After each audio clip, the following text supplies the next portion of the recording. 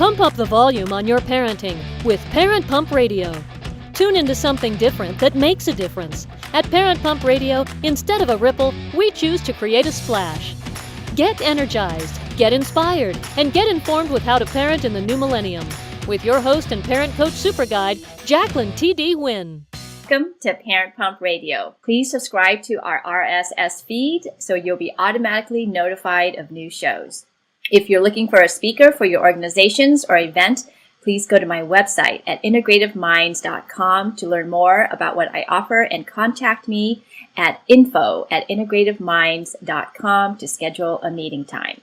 Our guest today is known as Madam Money, and she is the author of the best-selling book, Financial Fornication. She has an extensive professional background and experience in the financial services industry, ranging from bank officer, operation consultant to vice president of lending of several financial institutions across the country. She is also the host of the popular podcast, Financial Fornicating with Madam Money. She's here to inspire you guys to have more pleasure and enjoy relationship with your finances to live your best life ever.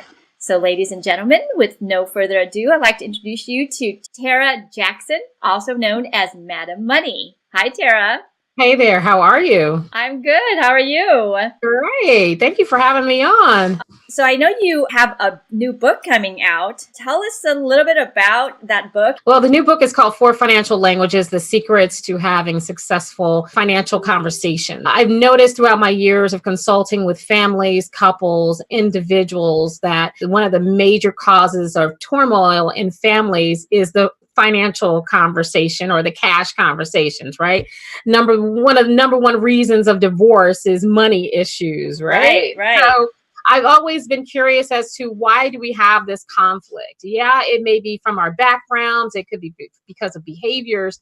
But then I realized that a lot of the couples that I was consulting or counseling, they weren't relatively saying the same thing or wanting the same things. They were just communicating differently about it. And so when I realized, okay, they're saying the same thing, but not really saying the same thing, it reminded me of the love languages. Oh, I love that book. You need touch. Is that your love language? But affirmation, if I keep giving you affirmation and I don't give you touch, you're not being filled up with love. Same thing when we're dealing with financial conversations, we have different financial languages. So if a saver is only hearing spending, they're going to cringe. And if a spender is being told that they can't spend and you got to save and you got to be on budget, they cringe. But they ultimately want the same thing. They want a home, they want retirement, they want to start investing, but they just communicate differently. And that's because they speak different financial languages. And when I finally realized, oh, that's it, I was able to get couples to now learn each other's languages and better communicate about money. Everybody is individual and everybody is custom, and we view things in life and what we need differently. So it's great that you have broken that down. Even communication, we have auditory, visual, kinesthetic, AD. And so why not the way we think about finances and money? That's awesome. Since there are different financial languages, how does it come into play when you're trying to figure this out with your spouse?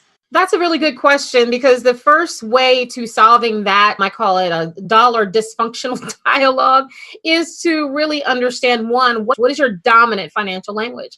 So there are four dominant financial languages: saving, spending, investing, and giving. Those are the dominant financial language. Now, there's a lot of people that speak different financial languages, like I am fiscally bilingual.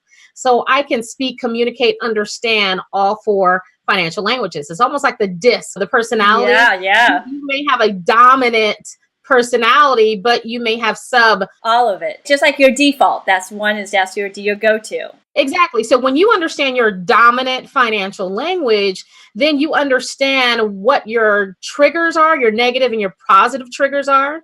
For example, my dominant language is spending. I'm a spender. My negative trigger is someone telling me budget, I can't spend, save, and all that stuff. So if someone says you can't spend because we have to be on a budget, when I hear budget, I hear deprivation, diet. I can't. Strangulation. Right. Murder.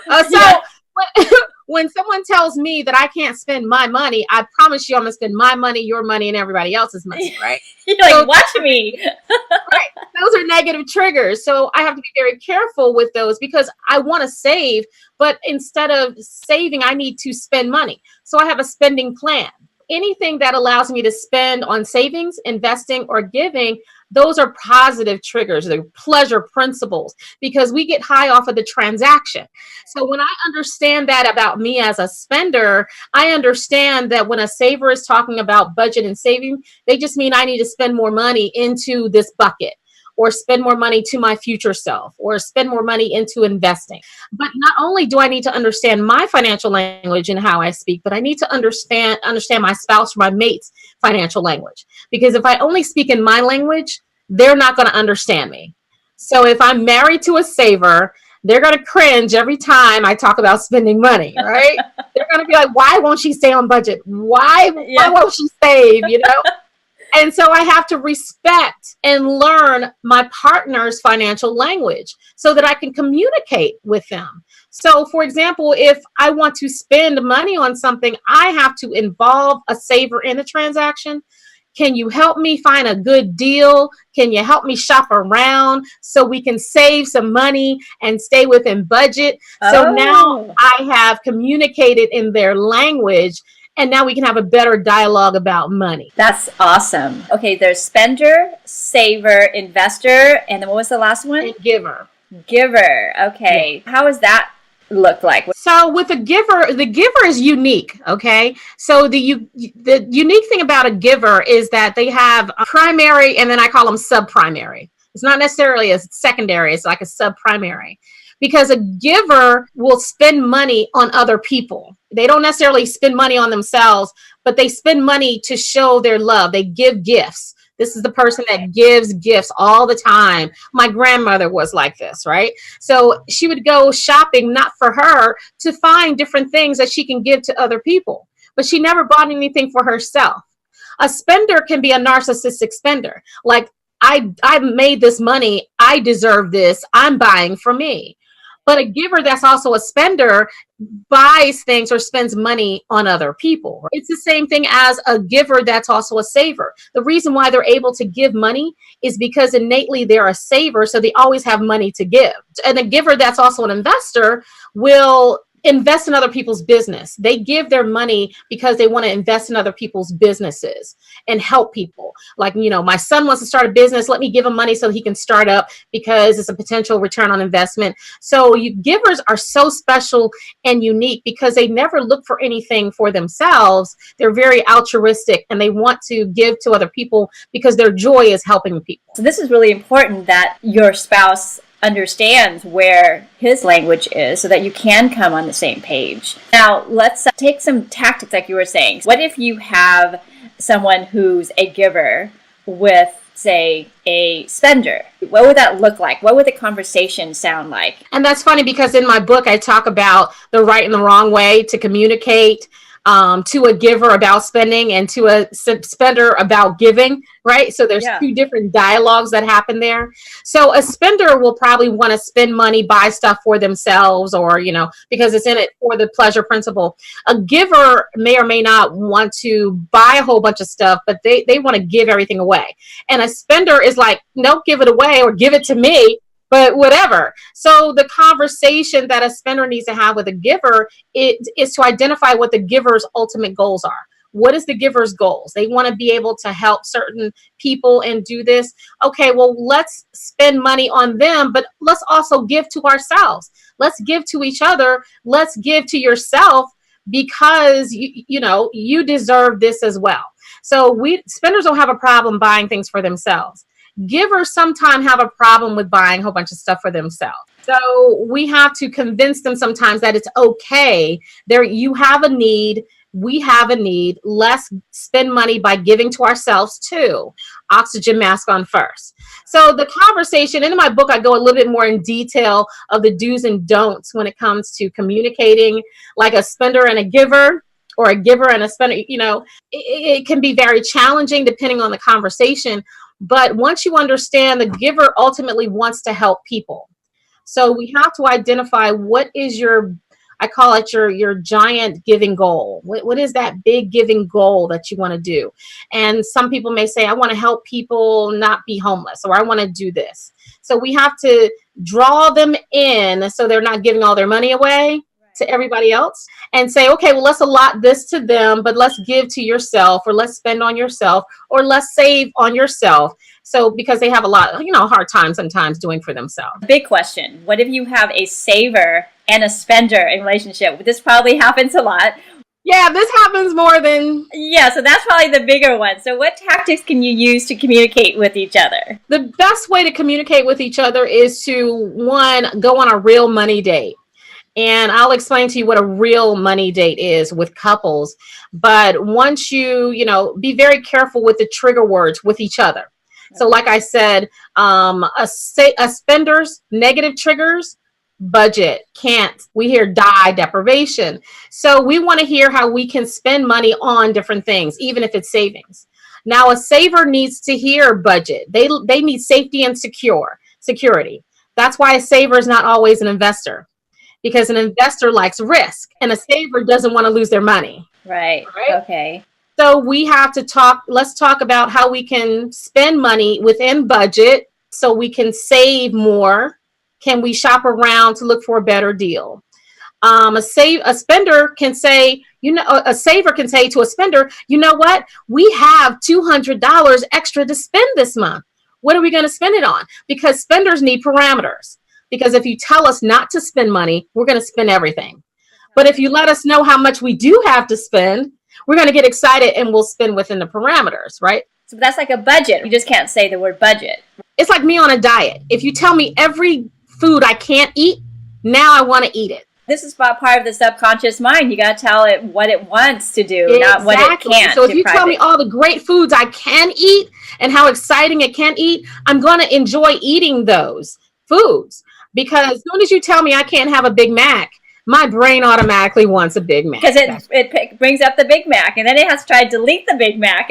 Exactly. Because our brain, sometimes we don't hear the word can't. Yeah, negative. It does not hear negative. We hear the noun. So if you say bananas, apples, vegetables, and all that, okay. But then if you say Big Mac, I didn't hear the word can't. So now my subconscious now wants a Big Mac. It's like saying, don't think of the blue tree. Like the first thing you got to do is think about the blue tree, and then... In order not to think about the blue tree. Right. And it's just like the same thing with the universe, right? Yeah, so exactly. You tell the universe what you want. You never tell the universe what you don't want. Absolutely. Because the universe will give you everything that you say. Right? Right. So in what ways can you promote more happiness in the relationship? The best way to do it is to have a real money date, right? So in my book, For Financial Languages, I talk about the money date. Now, most people think a money date is sitting at the dining room or kitchen table, going over the budget and telling us what we can and can't spend. So if you have a spender there, they're going to disconnect and they never want to have a money date with you ever again. So you have to think about it this way. If I go on a date with someone and all they do during the date is tell me everything that I can't do, can't eat, or whatever, I promise you we'll never go on a date again. Right. Right? It's not a fun date. So you want to, incorporate something fun. Maybe you go out to dinner, a movie, go out for drinks or whatever. With couples, married, your mates, you want to have some form of intimacy. You want to include the intimacy because I talk about the chakras and where certain chakras are placed. I love you. And why it's important to invoke those chakras before you have the conversation. Because if you invoke certain chakras before you have the conversation, now you're open to creativity, you're open to compromise, and then you want to start talking about goals. What are your, financial goals? You want to buy a house, you want to retire, we want to travel, you want to do all this. Okay, now let's talk about what do we need to do in order to move towards that? Oh, well, maybe we need to start putting more money aside on here. And so when a spender understands how they can spend future-wise, like I want to travel for my retirement. I get to spend money when I retire. But in order to spend money when I retire, I have to start putting some money aside to be able to do that. So now the spender is more compromising with saving more money.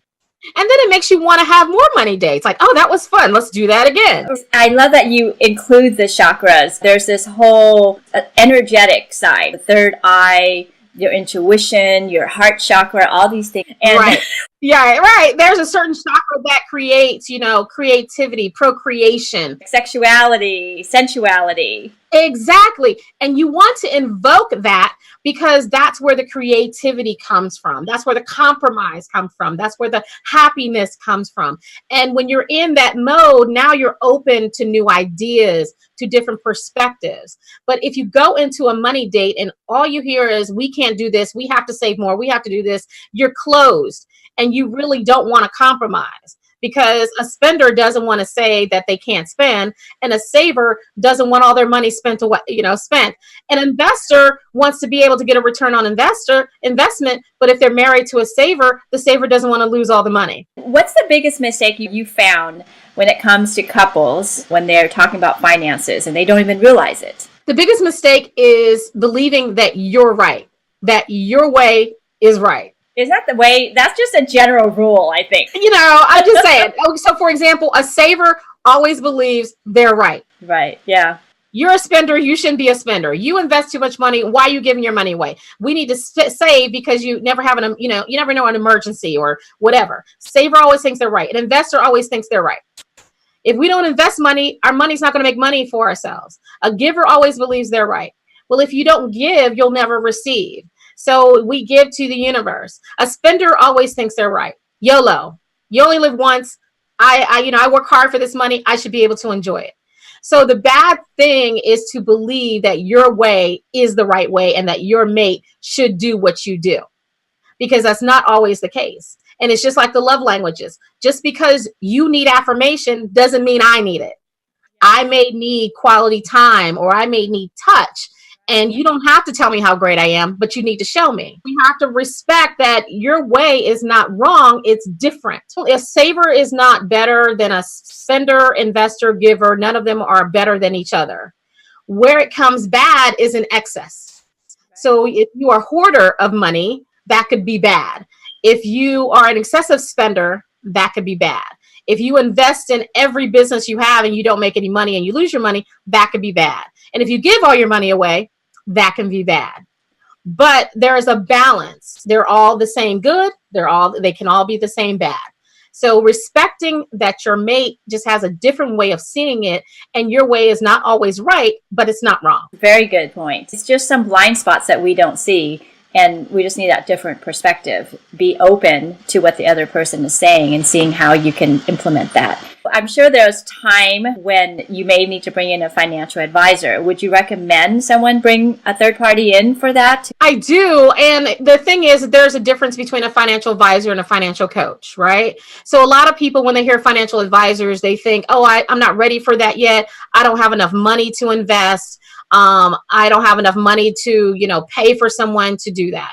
So I call it the difference between basic training versus fighting the war, right? If someone wants to be a soldier in a war, the first thing they have to do is go through basic training. So they go through the basic training, which gets their discipline ready. They get, their mind shift.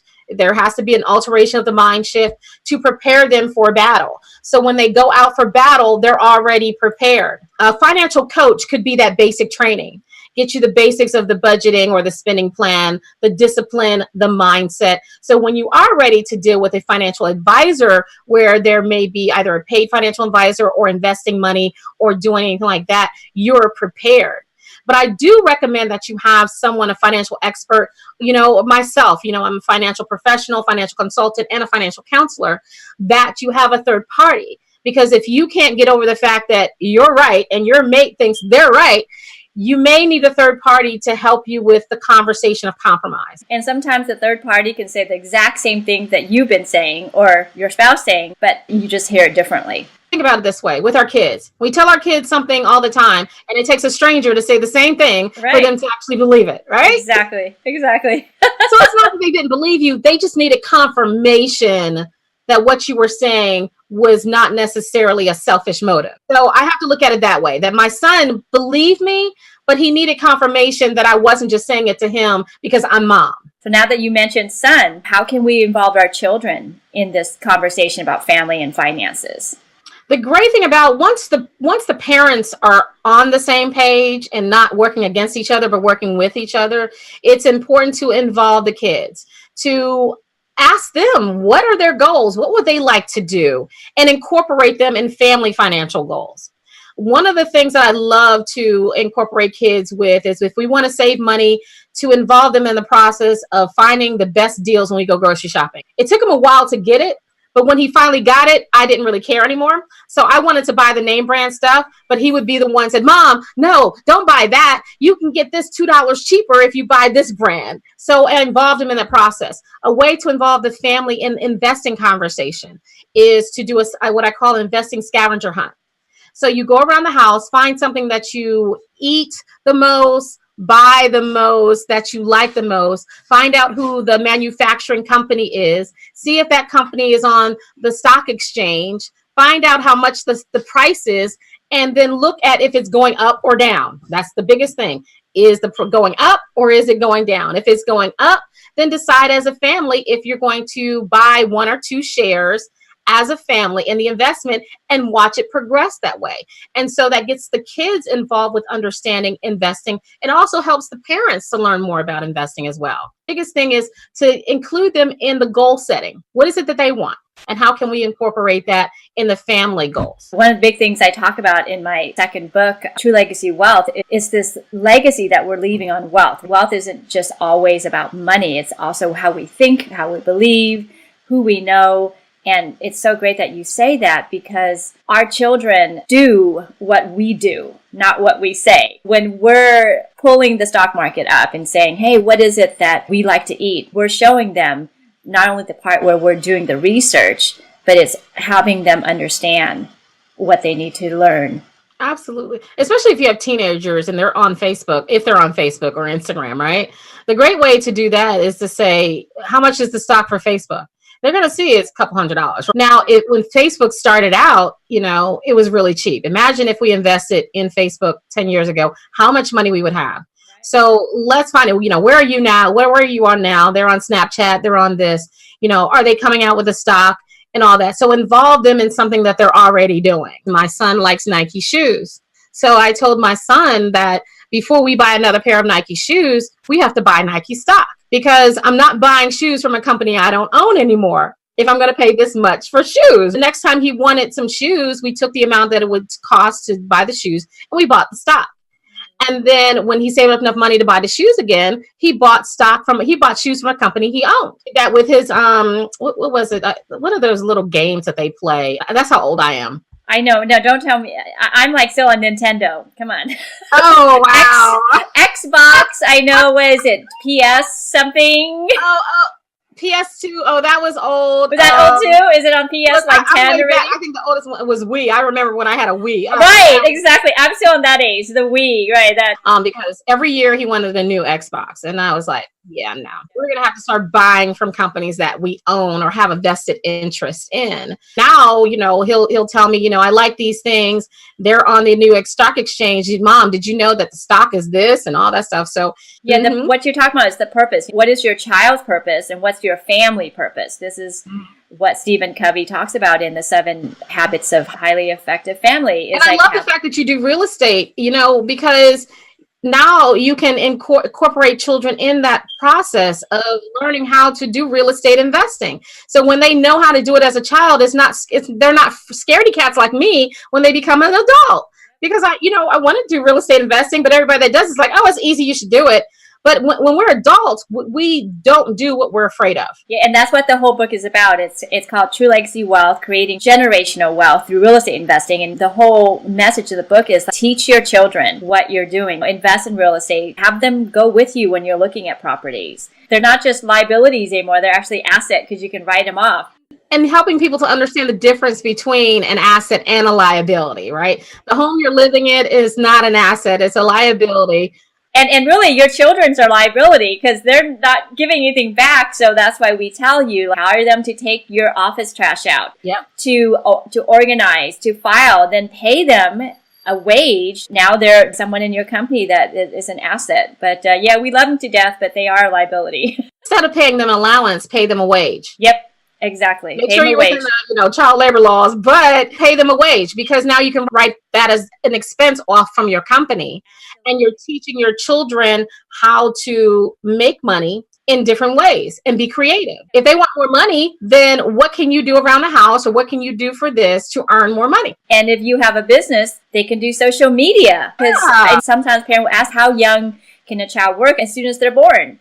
You can go get a work permit for a child under 18. Go to your city office and they'll give you a work permit, because they have children who are acting from all ages. You think about the Gerber baby. Exactly. If you have to have a business, take pictures of your child. You can put them on your website, and then you can pay them as a model wage. Instead of them taking money of your post-tax dollar, right? They're doing it free. They actually enjoy it. That's really more. Smart. We incorporate that because, going back to the 4 financial languages, the children have those languages, or they're being developed into those languages as well, right? Right, absolutely. So depending on the age, you actually want to figure out what their dominant financial language is. Because the reason why is because you either want to encourage more of it, or you want to teach them another language as well. So if they get their money and the first thing they do is spend it, now we probably want to teach them the bucket system, which is really budgeting, but it's a bucket system for them. So every time they get $1, they're just going to break it up 4 ways into 4 different buckets. And one of the buckets is spending. One is savings. One is giving. Understanding and respecting their language, but also teaching them how to be fiscally bilingual. So when they become adults, they can fluently speak all 4 financial languages. Absolutely. Is your book on Amazon? Financial Fornication is on Amazon and also on my website. And the 4 financial languages will be out the end of March, and it will be available on my website as well as Amazon.com. Tell us your website. My website is madammoney.com, MADAMMONEY.com. And you can find me on all social media at Ms. Madam Money, MSMADAMMONEY. Awesome. Thank you so much, Tarra, my Madam Money. Okay, listeners, until next time, keep on learning and keep on growing. Thank you so much for joining us today. Go to parentpumpradio.com and click on the pink box on the top of our homepage to listen to our new and archived shows. To be instantly notified of new episodes, subscribe to our RSS feed. The RSS feed button is located at the top of the page where all our shows are featured. And after listening to the show, go to parentpumpradio.com or our Facebook page to leave your comments, questions, and topic suggestions. And while you're at our website, sign up to receive a free gift. Until next time, have a wonderful week.